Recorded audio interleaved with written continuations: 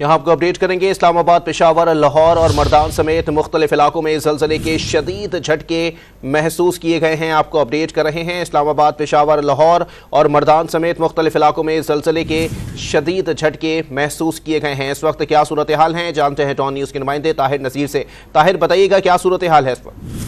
जी देखिए, रावलपिंडी, इस्लामाबाद समेत मुल्क के दीगर शहरों में शदीद जलजले के झटके महसूस किए गए। 3 से 4 मिनट तक जलजले के झटके रहे और इस दौरान जो बुलंद वाला इमारतें थे वहां पे लोग कलमा का विरद करते हुए बाहर निकले। ताहम अभी तक ये तयन नहीं हो सका कि इसके रेक्टर स्केल पर शिद्दत क्या थी, लेकिन 3 से 4 सेकंड तक जलजले के शदीद झटके रावलपिंडी, इस्लामाबाद और मुल्क के दीगर शहरों में भी महसूस किए गए हैं। जी ठीक है, ताहिर हमारे साथ ही मौजूद रहेगा। इस्लामाबाद, पेशावर, लाहौर और मर्दान समेत मुख्तलिफ इलाकों में ज़लज़ले के शदीद झटके महसूस किए गए हैं। लाहौर में इस वक्त क्या सूरत हाल है, जानते हैं टॉन न्यूज़ के नुमाइंदे मोहम्मद तैमूर से। तैमूर, बताइएगा लाहौर में क्या सूरत हाल है इस वक्त?